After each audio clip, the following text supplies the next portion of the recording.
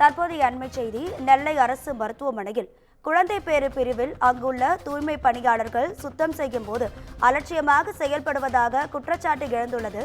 இது குறித்தான கூடுதல் தகவல்களை நமது செய்தியாளர் சிவகுமார் வழங்க கேட்கலாம்.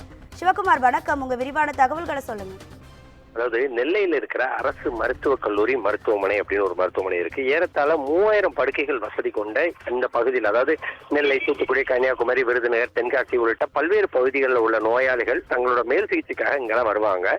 இதுல குழந்ை பேரு மற்றும் மகப்பேறு ஆகிய 2 செக்ஷன்ல மட்டும் கிட்டத்தட்ட ஒரு 1000 பேர் கூட பெட் இருக்கும். எப்படி பாத்தீங்கன்னா, சராசரியாக நாள் ஒன்றுக்கு 100 முதல் 150 குழந்தைகள் வரை இங்க பிறக்கிறதோ, அதாவது அறுவை சிகிச்சை இன்றியோ அல்லது அறுவை சிகிச்சை மூலமாவோ குறைஞ்சது ஒரு நாளைக்கு 150 குழந்தைகள் வரைக்கும் இங்க மகப்பேறு பிரசவங்கள் பார்க்கப்படும்.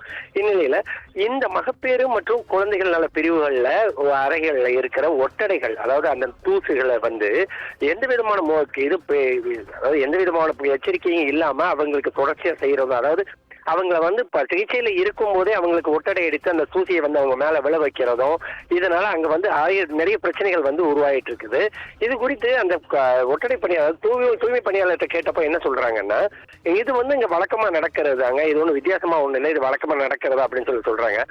பச்சிளம் குழந்தைகளுக்கு எளிதாக நோய் தொற்று ஏற்படக்கூடிய ஒரு சூழ்நிலையில இவ்வாறு பாதுகாப்பு இல்லாம குழந்தைகளுக்கு மட்டுமல்லாது அந்த குழந்தைகளை பெற்ற தாய்மார்களுக்கும் இதனால நிறைய பிரச்சனைகள் இருக்குது அப்படிங்கறதா இவ்வளவு பலரோட இதா இருக்குது.